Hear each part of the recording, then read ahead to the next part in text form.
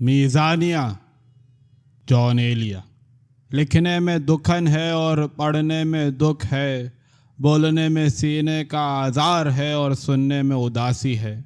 جو کچھ لکھا گیا ہے اور جو کچھ پڑھا گیا ہے وہ ہمیشہ رائے گاں گیا۔ جو کچھ کہا گیا، جو کچھ سنا گیا، اس میں گھاٹا ہی گھاٹا تھا۔ ایک پیڑھی کے بعد دوسری پیڑھی آئی اور اس نے اپنے ہونے کی حالت آزمائی۔ اس نے اپنے سود اور زیاں کا حساب لگایا اور اذیت کا اندوختہ کمایا، اور اس کمائی میں پچھتاوے کے سوا اور کچھ بھی نہ تھا۔ انسان ہزاروں سال سے اپنے ہونے اور نہ ہونے کا تماشا دیکھتا رہا ہے۔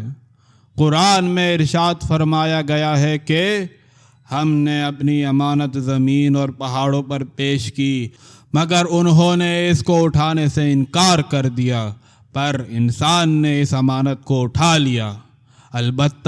البتہ انسان بڑا ظالم اور جاہل ہے۔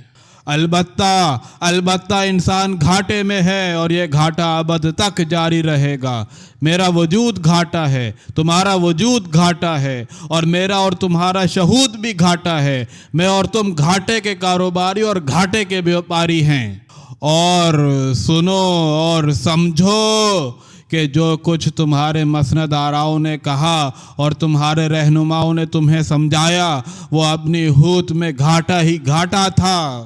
تم یعنی میں یعنی تم گھاٹے میں سوتے ہیں اور گھاٹے میں جاگتے ہیں۔ ہم گھاٹے میں بیٹھتے ہیں اور گھاٹے میں اٹھتے ہیں۔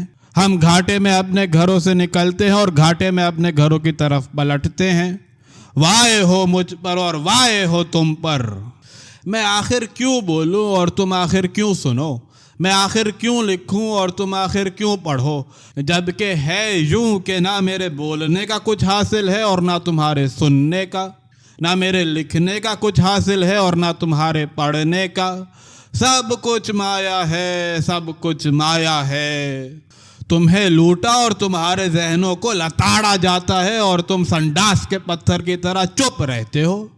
تمہاری اس چپ نے میرے سارے خوابوں کو تہس نہس کر دیا ہے۔ مجھے بڑا اچنبھا ہے کہ تم اپنے بیریوں کا تیار کیا ہوا زہر پی رہے ہو اور جی رہے ہو۔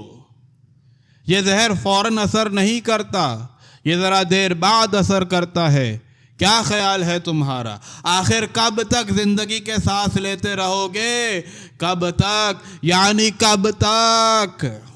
وہ لوگ جنہیں تم بڑا سمجھتے ہو وہ بہت چھوٹے ہیں۔ میں نے انہیں بہت نزدیک سے دیکھا ہے اور اپنی جھونجھل اور جھنجھلاہٹ میں انہیں بار بار ٹوکا ہے۔ میں نے ان کی جیب کو ان کے منہ میں روکا ہے اور روکے رکھا ہے۔ سنو اور گنو، جھوٹ ادھیڑو اور سچ بنو۔ تم اپنے مسند آراؤں اور رہنماؤں کو ذلیل اور رذیل جانو۔ ہاں، میں یعنی جان ایلیا اپنے خیال اور اپنی مقال کے پورے تنتنے کے ساتھ تم سے یہ کہہ رہا ہوں کہ انہیں ذلیل اور رذیل جانو اور ان کی کوئی بات بھی نہ مانو۔ تمہارے شہروں کے چور کوتوال بن گئے ہیں، تمہارے شہروں کے شہردار جرائم پیشہ ہیں، تمہارے چوکیدار ڈکیت ہیں، تمہارے سارے مسیحا مریض ہیں اور تمہارے دادرس قاتل ہیں۔ میں جو کچھ کہہ رہا ہوں اسے سنو اور میں تمہاری خاطر جو کچھ سہ رہا ہوں اسے سمجھو۔ جو بھی تمہاری بھلائی کا لحاظ رکھنے کی بات کرتا ہے وہ لفنگا ہے، لکندڑا ہے اور جھوٹ کی پوٹ ہے۔ اس کی بھلائی تمہارے حق میں سب سے زیادہ زہریلی برائی ہے۔ جو تمہیں سیدھا راستہ دکھانے کی قسم کھاتا ہے وہ تمہیں بری طرح بھٹکانا چاہتا ہے۔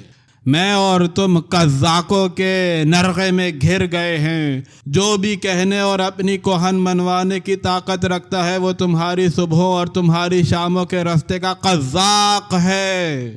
تمہیں وہ سر دھرے نصیب ہوئے ہیں جن کے سر قلم کیے جانے چاہیے۔ یہ لوگ تمہارے وجود اور تمہارے شہود کی سب سے بڑی بدبختی ہیں۔ حاکم بھی بدمعاش ہے اور حکیم بھی بدمعاش ہے۔ تمہارے ساتھ اب تک جو کچھ پیش آیا ہے تم اس پر گریہ کرنے کی بھی سکت نہیں رکھتے۔ کوئی شبہ نہیں کہ تم تاریخ کی ایک ندامت اور ملامت ہو۔ میں تمہارے دکھ جھیلتا ہوں اور اپنے اندر شرماتا ہوں۔ میں تمہیں اپنی ذلت اور رسوائی جانتا ہوں اور اسی لیے میں اپنے آپ کو ذرا بھی نہیں گردانتا ہوں۔ تم اپنے اور اپنے دشمنوں کے خلاف صف آرا ہو جاؤ، اپنے اور ان کے سینوں سے حساب لو، اپنے اور ان کے سانسوں سے حساب لو، اپنے اور ان کے ہونٹوں سے حساب لو۔ میں شاید بس ایک بات کہنا چاہتا ہوں، بس ایک بات، اور وہ یہ کہ تم جن کی عزت کرتے ہو، جن کا احترام کرتے ہو، وہ تاریخ کے سب سے زیادہ گھٹیا لوگ ہیں۔ میں نے جو اندازہ لگایا ہے، میرا جو حساب ہے وہ یہی ہے، اور یہی تمہارے ماہ و سال کا میزانیہ ہے۔